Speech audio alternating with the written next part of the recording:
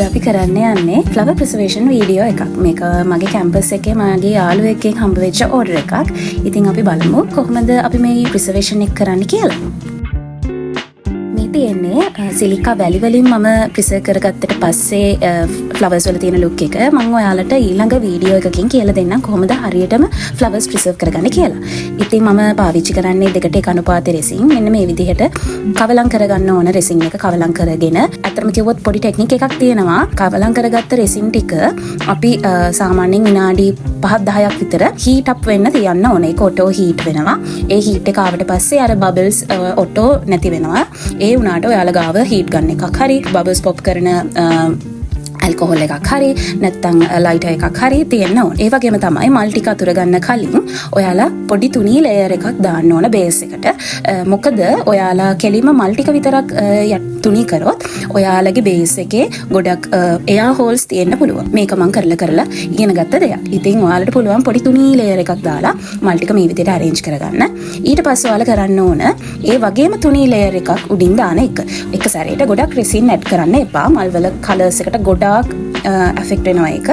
ඔයාලා කරන්න ඕන තුනී ලේයර් එකක් දැම්මට පස්සේ ඒක දවසකින් විතර වේලුණාට පස්සේ ඔයාලට ගොඩක් රෙසින් දාලා ඔයාගේ ප්‍රොඩක්ට් එක ෆයිනලයිස් කරගන්න පුළුවන්. ඉතින් මේ තියෙන්නේ টොප් කෝට් එක දාපු නැති ප්‍රොඩක්ට් එක. මෝල්ඩ් එකෙන් ගලවන විදිහ තමයි ඔයාලට මේ පෙන්නන්නේ. ඒක තමයි ගොඩක්ම සැටිස්ෆයින් පාර්ට් එක මේකේ. මේ විදිහට টොප් කෝට් එක දාන්න කලින් ඔයාලට පේනවා ඇති කොච්චර ලස්සන ෂයින් එකක් එනවද කියලා. මේ ෂයින් එක ඇත්තටම ඇවිල්ලා තියෙන්නේ අර මං කිව්ව විනාඩි 10ක් ඔයාලා රිසින් එක පැත්තකින් තියෙන එකෙන් තමයි ඇත්තටම කිව්වොත් මේ ෂයින් එක ලස්සනට එන්නේ. දැන් මේකට টොප් කෝට් එක දාලා ෆයිනල් ප්‍රොඩක්ට් එක හදා ගන්න ඕනේ. ඉතින් මම টොප් කෝට් එක දාලා තමයි මේ තියෙන්නේ. දැන් මේ මම මොනවද මේ ගලවන්නේ? මේ ගලවන්නේ මම টොප් කෝට් එක දාන්න කලින් බේස් එකට බයින්ඩර් ගම් ලේයර් එකක් දැම්මා.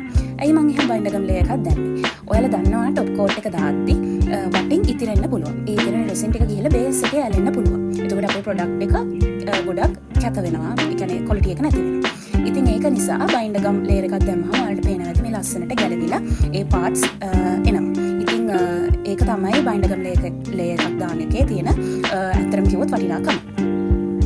මේ වගේ චූටි ටිප්ස් ඔයාලා හොඳට මතක තියාගන්න. මොකද මේ පොඩි ටිප් එකකින් ඔයාලට පුළුවන් ඔයාගේ රෙසින් ගොඩක් නාස්ති වෙන්නේ නැතුව ආරක්ෂා කරගන්න.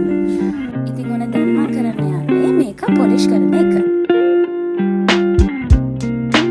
ඉතින් මෙන්න මේ පොලිෂ් වර්ගය තමයි මම යූස් කරන්නේ. ඒකෙන් ඩ්‍රොප්ස් 2-3ක් දාලා ඒක හොඳට ස්ප්‍රෙඩ් වෙන්න තියලා ඊට පස්සේ මම කරන්නේ හොඳ ඝන රෙද්දක් නැතුව සාමාන්‍යයෙන් හොඳ කොටන් රෙද්දක් අරගෙන ඒකෙන් හොඳට තද කරලා අරක හොඳට රබ් කරන එක.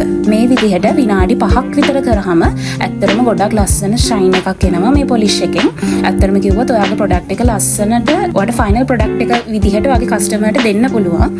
මේ වගේ ලස්සන ෆයිනල් ටච් එකක් දුන්නට පස්සේ මෙන්න මේ වගේ හොඳට රබ් කරන්න ඕන විනාඩි 5ක් විතර එක දිගට තදින් සාමාන්‍යයෙන් ලාවට රබ් කරාට මට ඇත්තටම කිව්වොත් ඒක එච්චර සැටිස්ෆයි නැහැ. මම කරන්නේ පොඩක් තදින් රබ් කරන එක.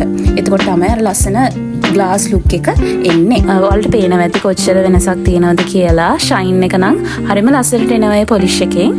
ඔයාලත් රෙසින් කරන අය මේ වීඩියෝ එක බලනවා නම් ඔයාලටත් ඒක පාවිච්චි කරන්න පුළුවන්. ඉතින් මේ තියෙන ෆයිනල් ලුක් එක බලන්න කොච්චර ලස්සනද කියලා. ඇත්තටම කිව්වොත් ඒ කලර්ස් වලට ඇත්තටම ආස හිතෙනවා. මම ලස්සනටම කරපු ෆ්ලවර් ප්‍රිසර්වේෂන් එකක්. ඉතින් ඔයාලටත් මේ වගේ ෆ්ලවර් ප්‍රිසර්වේෂන් එකක් කරගන්න ඕන නම් මෙන්න මේ පල්ලෙහාන් වැටෙන WhatsApp නම්බර් එකට දැන්ම මැසේජ් එකක් දාන්න. ටියුටෝරියල්ස් වලින් ඔයාලට ගොඩක් දේවල් ඉගෙන ගන්න ඕන නම් අපිව සබ්ස්ක්‍රයිබ් කරලා තියාගන්න ඕන. ඉතින් එහෙනම් මේ වගේ ලස්සන වීඩියෝ එකකින් හම්බ වෙනකන් ඔයාලා හැමෝම සතුටින් පරිස්සමින් ඉන්න.